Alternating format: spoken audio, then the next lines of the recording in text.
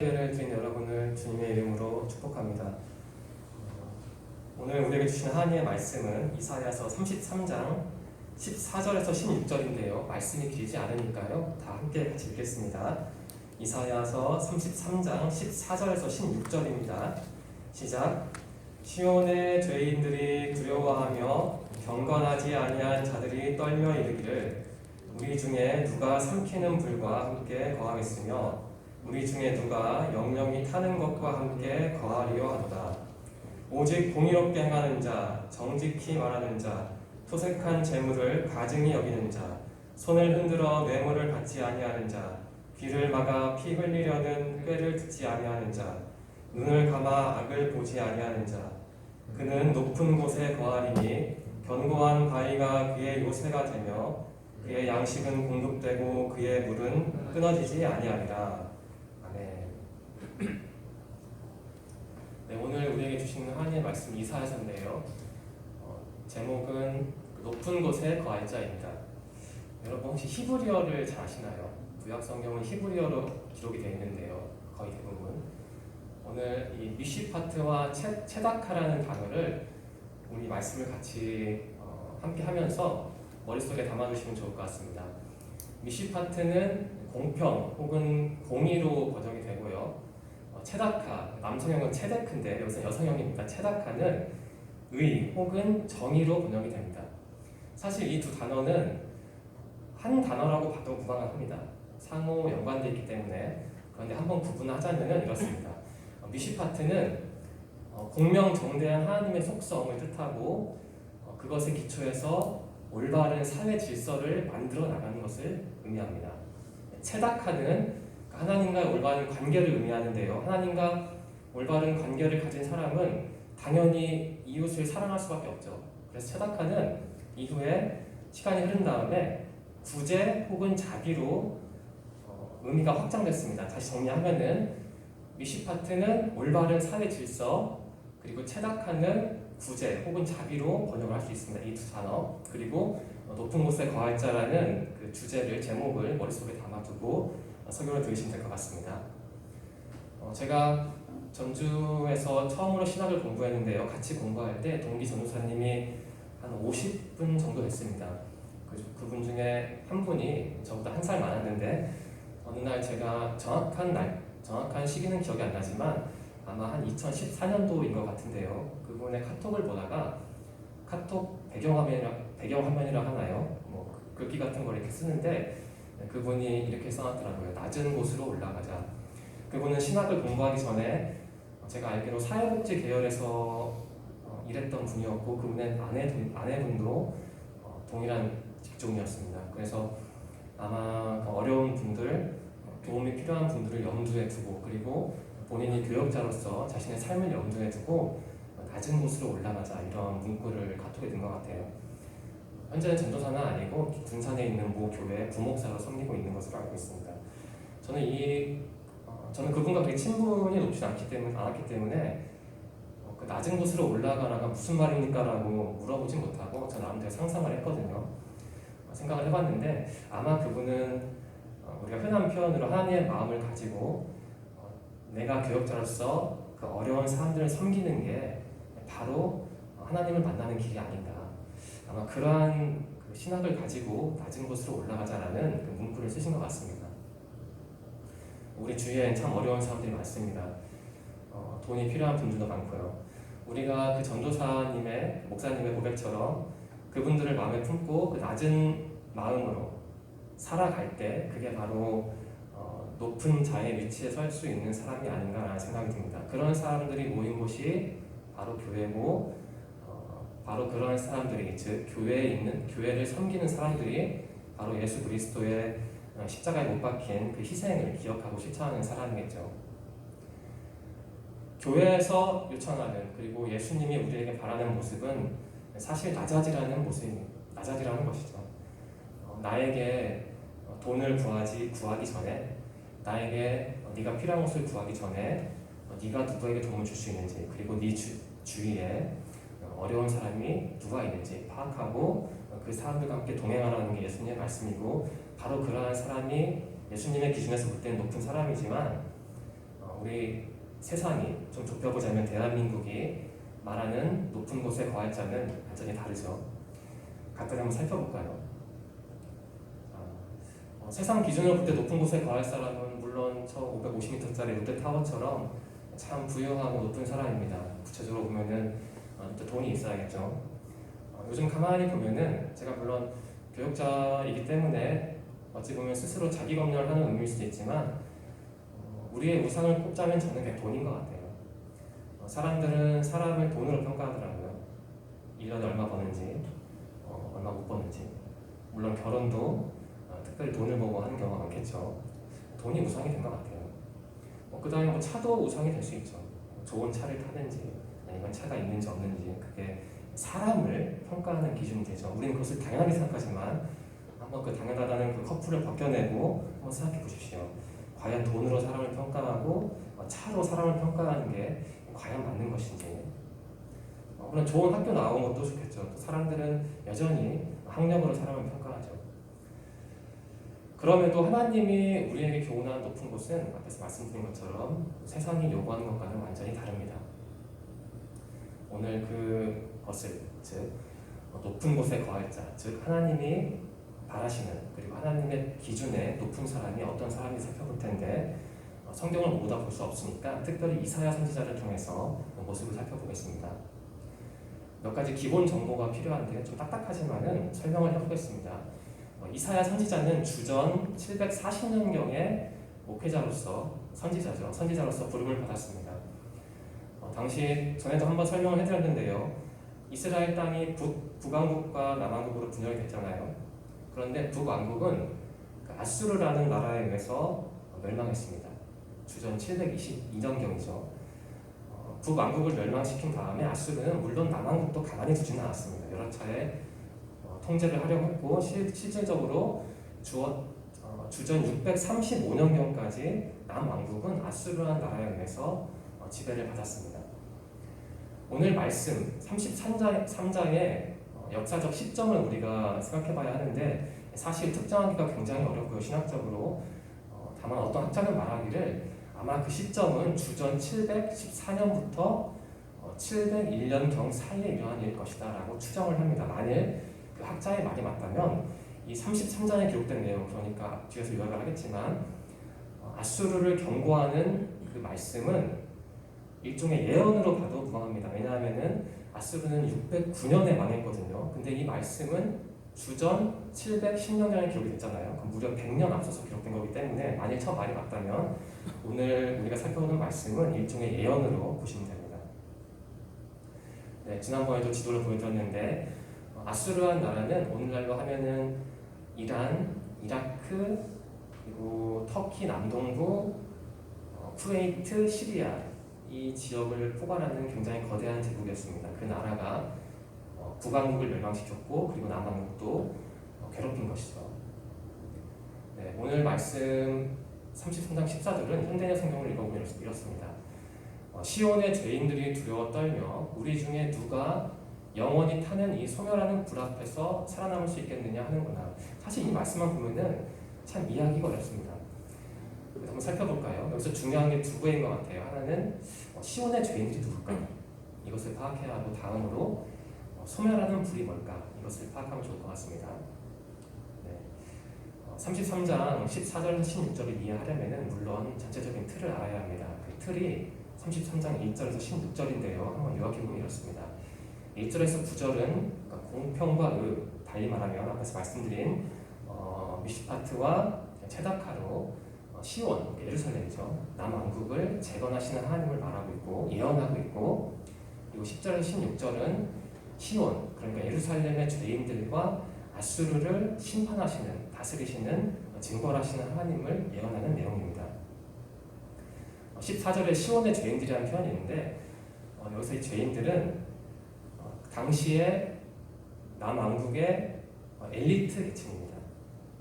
하층민들을 수탈했던 정치적, 경제적 엘리트 계층입니다. 그 죄인들은 가난한 자들의 압제자였고, 그래서 중요한 표현이 나오는데 어떤 신학자는 이것을 이렇게 표현합니다. 그 시온의 죄인들은 가난한 자들의 압제자였고, 달리 말하면 하나님을 멸시하는 사람이었습니다. 달리 말해서 가난한 사람을 괴롭히고 좀 극진적으로 표현하면 돈으로 재산으로 다른 사람을 평가하는 사람은 어떤 면에서 보자면은 하나님을 멸시하는 사람이라고 우리는 그런 교훈을 오늘 말씀을 통해서 얻을 수도 있습니다. 좀 더 볼까요? 아수르는 북왕국을 722년에 멸망시킨 다음에 남왕국을 괴롭혔습니다. 사실 성경적으로 보자면은 아수르가 이 남왕국을 괴롭힌 것은 정치적인 것은 아니고 그 시온의 죄인들, 앞서 말씀드린 그 남왕국의 폭력적인 그 엘리트 지배자들을 벌하기 위한 하나님의 심판이었다고 신학자들은 정리를 합니다. 그러니까 우연이 아니라 하나님께서 보시기에 남왕국의 지도자들이 너무나 부패이기 때문에 징벌하신 것이죠. 이렇게 이해를 무방합니다. 그런데 아수르가 남왕국을 괴롭히면서 사실 하나님께서 허용한 범위를 넘어섰죠. 그 시온의 부패한 지도자들 못지않게 그 이상으로 그 남왕국 사람들을 괴롭혔고, 그래서 하나님께서 이 아수르도 벌하시게 됩니다. 오늘 내용은 앞에서 말씀드린 것처럼 그 시온의 죄인들이 하나님께 벌받을 내용, 그리고 남왕국을 괴롭힌 아수르한 나라가 벌받을 내용을 예언하는 것인데, 결국 중요한 메시지는 이렇습니다. 이 시온의 거민들, 그러니까 예루살렘의 사람들이 그 악인의 운명을 본 후에, 그러니까 여기서 악인은 좁게 보자면 자신들을 괴롭혔던 엘리트 계층, 그리고 넓게 보자면 아수르까지 포함하겠죠. 그 사람들의 멸망을 본 후에 이러한 고민을 하는 것이죠. 우리가 가만히 보니까 하나님은 살아계시고 그리고 악한 자들을 멸하시는데, 그렇다면 우리가 그러한 징벌하시는 하나님의 심판을 피해가려면 과연 어떻게 할 것인가? 우리는 어떻게 영적으로 도덕적으로 준비되어야 할 것인가? 이 질문을 던진 겁니다. 어떻게 해야 우리가 하나님의 심판을 받지 않을까? 자, 이 배경 설명을 듣고 이 말씀을 읽어보면 다시 이해가 되죠. 우리 14절 다 한번 읽어볼까요? 힌트리나 성경으로. 시작. 시온의 죄인들이 두려워 떨며 우리 중에 누가 영원히 타는 이 소멸하는 불 앞에서 살아남을 수 있겠는가 하는구나. 그러니까 질문을 던진 거예요. 신학적인. 하나님의 심판은 참 무서운데 나라도 잃고 가족도 잃고 나의 신앙의 터전과 경제적인 토대도 다 잃어버리는데, 그렇다면 내가 그러한 심판에서 면제되려면 과연 어떠한 영적인 도덕적인 자질을 구비해야 하는가 라는 질문을 던지고 그 질문에 답하는 겁니다. 네, 이것이 필요합니다. 첫 번째로 옳은 일을 행하는 자, 정직하게 말하는 자. 여기서 옳은 일을 행한다는 것은 비뚤어진 길로 가지 않는다는 거죠. 주님 볼 때 직선으로 간다는 거죠. 정직하게 말하는 것은 물론 진실을 사랑한다는 거죠. 사실 우리 세상을 보면은 앞에서 뭐 돈, 재산 이런 말씀을 드렸는데, 우리는 높아지기 위해서 간혹 혹은 종종 옳은 일과 정직을 잠깐 잊는 것 같아요. 저도 그럴 때가 있는 것 같고, 또 우리 삶 속에서 그러한 비정직에서 그리고 그러한 그름에서 완전히 면제되지는 않는데, 여러분들 한번 생각해 보시오. 내가 언제 옳은 일을 멈추는가? 내가 언제 정직하게 말하는 걸 포기하는가? 내가 언제 정직과 옳은 일을 잠시 잊은 척 하는가? 한번 곰곰이 생각해 보시면 내 신앙을 내가 파악해야 내가 앞으로 가든 교정을 하든 변화를 주저할 텐데, 그것을 파악하는 방법 중에 하나가 이 옳은 일과 정직을 내가 어떻게 실천하는지를 파악하는 것이고, 또한 반대로 말하면 내가 언제 옳은 일을 파기하고 내가 언제 정직을 포기하는가, 그 지점을 살펴보시면 될 것 같아요. 네, 하나님 볼 때는 직선으로 가야 하고 우리는 항상 진실을 말해야 하지만 그렇지 못하는 게 우리의 인생이고 또 우리의 신앙에 누수되는 부분이 아닐까 합니다. 첫 번째는 우리가 하나님의 심판을 피하려면 옳은 일을 행해야 하고 정직하게 말해야 한다. 달리 말하면 하나님 볼 때 높은 곳에 거하려면 옳은 일을 해야 하고 정직하게 말해야 한다는 겁니다. 두 번째 조건이 있죠. 부당한 재물을 거절하는 자, 절대로 뇌물을 받지 않는 자. 그러니까 오늘 말씀에 따르면, 이사야 선지자에 따르면, 넓게 보면 하나님에 따르면 우리가 하나님 볼 때 높은 곳에 거하려면 이 부당한 재물을 거절해야 한다고 합니다. 그리고 또한 절대로 뇌물을 받지 않는 것이죠. 이 자리에서 구체적으로 그러한 사례를 제가 말씀드릴 필요는 없지만 여러분들이 아마 마음속에 이 말씀을 보고 떠오르는 사람이나 사람들이나 단체가 있을 겁니다. 저는 곰곰이 생각해봤습니다. 만일 내가 어떤 편법, 불법이 아니더라도 편법을 동원해서 어떤 자리에 간다면 그것으로 끝나지가 않습니다. 내가 만약 그 편법을 동원하지 않았다면, 그래서 그 자리에 가지 않거나 늦게 갔다면 내가 그 자리에 없을 동안 다른 사람이 그 자리에 갔을 텐데 결국 내가 그 사람의 자리를 뺏은 것이죠. 그러니까 그게 단순히 비도덕적이거나 반도덕적인 게 아니라 하나님이 싫어하시는 거라는 거예요. 그러니까 내가 편법을 쓰는 게, 내가 다른 사람의 자리를 빼앗는 게 단순히 사회적으로 문제가 되는 게 아니라 나의 신앙을 흔들어 놓을 수 있는 그 무서운 죄라는 겁니다. 그러니까 우리는 죄인이다 이런 말을 굉장히 좁게 생각하죠. 교회 안에서, 그리고 내가 성경을 읽을 때, 그리고 내가 기독교로서. 하지만 하나님이 말하는 죄인은 사실 사회적인 죄인이에요. 다른 사람의 것을 뺏는 사람, 다른 사람이 마땅히 돌아갈 것을 주지 않는 사람, 그게 바로 죄인이고, 그게 누적이 되면은 하나님의 징벌을 받게 되는 것이죠. 네, 사실 여러 뉴스나 이런저런 비리 사건을 보면은 사람들에게는 돈이 제일 중요한가 봐요. 여러분은 어떤지 모르겠어요. 여러분은 돈을 어떻게 생각하는지, 규정하는지 모르겠고, 제가 정말 드리고 싶은 질문은 이거예요. 여러분에게 돈은 하나님보다 높은 곳에 있는가, 아니면 하나님보다 낮은 곳에 있는가? 성경이 돈 자체를 부정하지는 않습니다. 성경이 건강을 부정하지도 않습니다. 오늘 성경 말씀과 다른 맥락이지만 예수님이 이 땅에 오셔서, 여러분 사복음서를 잘 읽어보십시오. 예수님이 하신 일은 좀 심하게 표현하면은 사람 고친 거예요. 아픈 사람 고치고 또 고치고 또 고치고 또 고치고. 왜 예수님이 그렇게 사람들을 고쳤을까요?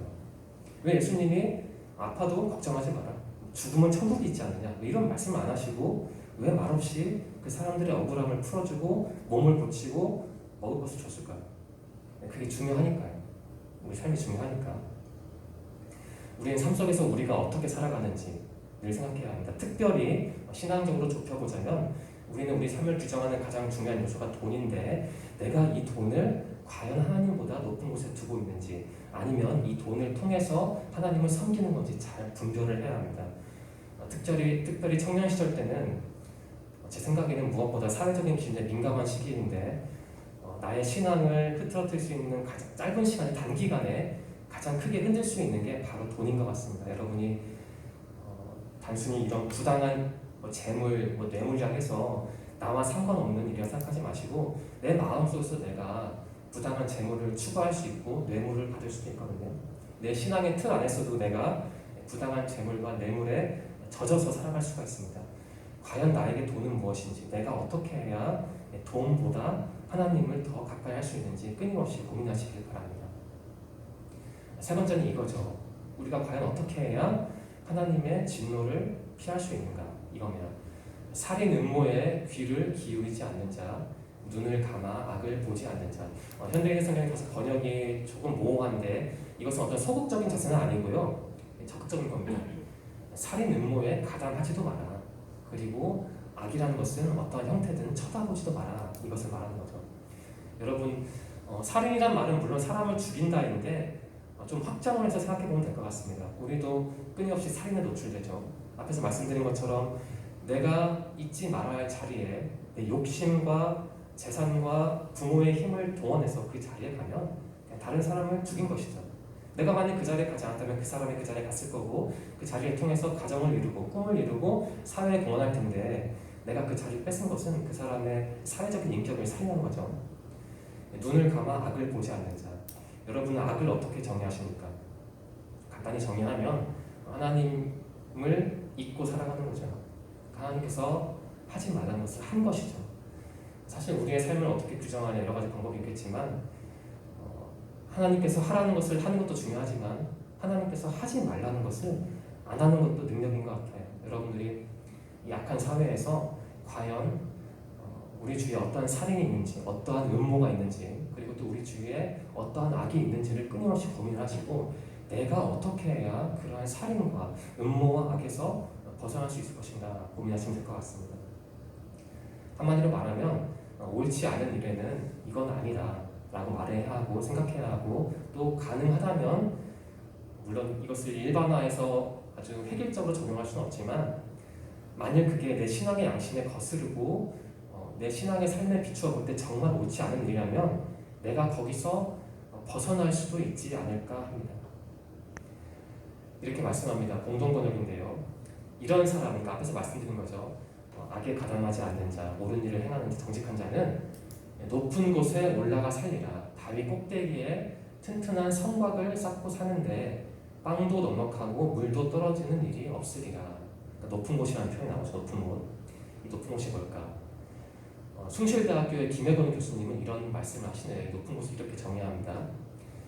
우리 한번 다 같이 읽어볼까요? 이분은 뭐 굉장히 위대한 신학자인데, 유명한 신학자, 어찌 보면 제 선배인데, 글씨가 혹시 보이시나요? 보이죠?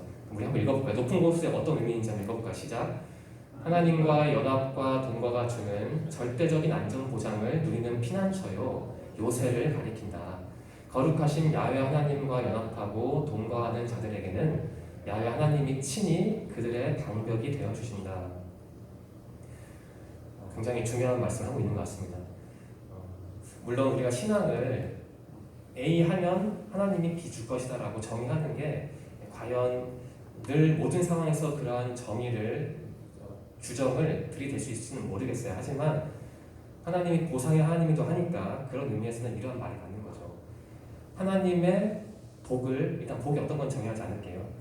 당신이 하나님의 복을 누리고 싶으면 하나님 안에서 살아라. 다시 말해서 하나님이 금하시는 것을 안 하고 하나님이 허용하는 것을 하면은 너는 하나님의 복을 받게 될 것이다. 이렇게 이해해도 됩니다. 물론 다시 말씀드리지만 복을 어떻게 정의하느냐는 우리가 따로 생각해 봐야 하지만 어쨌든 이 신학자의 말은 또 하나님 기준으로 볼 때 높은 곳에 거하는 사람은 쉽게 말해서 하나님과 함께하는 사람이라는 뜻입니다. 앞에서 어떤 전도사의 고백처럼 낮은 곳으로 올라가자. 그분도 나름의 방식으로 어찌 보면 이 이사야서의 신학을 받아들여서 고백한 것 같아요. 어려운 사람들과 함께하자. 억울한 일을 당한 사람들을 도와주자. 그게 바로 높은 곳에 거하는 자라는 거죠. 물론 하나님이 말하는 높은 곳, 그리고 하나님이 인정하는 높은 곳에 거하는 사람은 좀 극단적으로 생각하면은 우리 대한민국 사회가 요청하는 자질과 모습과는 좀 다른 것 같습니다. 더 심하게 말하면 어찌 보면 그 모습에서 반대편에 서 있어야 하나님의 사람이 되지 않을까라는 생각도 드네요. 네, 높은 곳에 거할 자. 과연 여러분은 지금 어떠한 곳에 있습니까? 낮은 곳에 있나요? 높은 곳에 있나요? 여러분이 생각하는 높은 곳은 어디입니까? 여러분이 올라가고 싶은 곳은 몇 층입니까? 오늘 말씀의 기초에서 한번 생각해 보십시오. 다시 한번 정리하겠습니다. 옳은 일을 행하는 자, 정직하게 말하는 자, 부당한 재물을 거절하는 자, 절대로 뇌물을 받지 않는 자, 살인 음모에 귀를 기울이지 않는 자, 그리고 눈을 감아 악을 보지 않는 자. 바로 이 6가지 기준을 몸과 마음으로 실천하는 바로 그 사람이 하나님이 볼 때 높은 곳에 거하는 자라는 거예요. 달리 말하면 이 6가지를 실천을 해야 하나님의 복을 누릴 수 있다는 겁니다.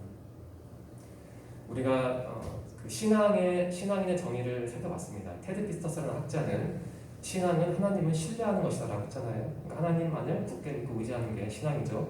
그리고 알리스터 맥그라스는 학자는 신앙을 이렇게 정의를 했죠.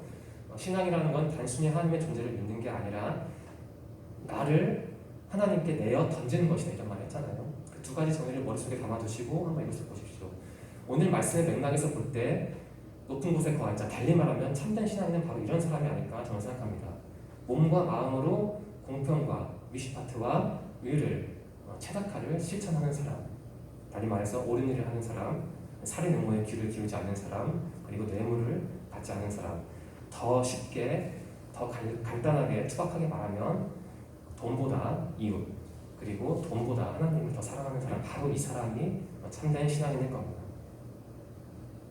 네. 우리는 늘 교회를 생각합니다. 우리는 교회 다니는 사람이죠. 쉽게 표현하면 교회 다니는 사람이라면은 이 6가지를 지켜야 할 것 같아요. 바로 그게 교회 다니는 사람인 거죠. 그리고 교회 다니는 사람이라면 예수님이 왜 돌아가셨는지, 그리고 예수님이 어떻게 돌아가셨는지, 그리고 예수님이 왜 부활하셨는지를 늘 생각을 해야 하죠. 오늘 여러분들에게 높은 곳에 거할 자라는 제목으로 그 미시파트와 체다카를 이사야서의 맥락에서 풀어보았습니다. 이번 한 주 그 미시파트와 체다카를 나름의 방식으로 한번 고민해 보시고 과연 나의 신앙의 테두리 안에는 그 미시파트와 체다카가 있는가? 물론 있을 텐데 과연 그 비율이 돈보다 더 많은가? 내가 돈 앞에서 혹시 뮤시파트와 체다카를 버린 적은 없는가? 앞으로 살면서 그러한 유혹이 참 많을 텐데 내가 그러한 상황에서 어떻게 해야 저 뮤시파트와 체다카를 참되게 실천할 수 있을 것인가? 이 고민을 이번 한 주간 해보시고, 다시 말씀드리지만 이 공평, 정의를 이번 한 주간 여러분의 몸으로 실천하시기를 소망합니다. 기도드리겠습니다. 하나님 감사합니다. 오늘 저희에게 귀한 생명을 주셔서 주님 전에 나와서 예배를 드리고 찬양을 하고 또한 주님의 말씀을 듣게 하시니 감사합니다. 하나님, 오늘 우리는 이사야서의 말씀을 통해서 누가 과연 높은 곳에 거할 수 있는가라는 주제를 살펴보았습니다. 하나님, 이사야서의 기자는 이렇게 말합니다. 뮤시파트를 실천하고 체다카를 실천하라. 하나님의 공평과 하나님의 정의를 삶 속에서 실천하라. 그러한 교훈을 우리에게 주었습니다. 하나님, 우리가 삶을 살아가면서 우리는 신앙인이지만 어쩔 수 없이 세상 속에서 살아가기 때문에 많은 유혹과 어려움이 있습니다.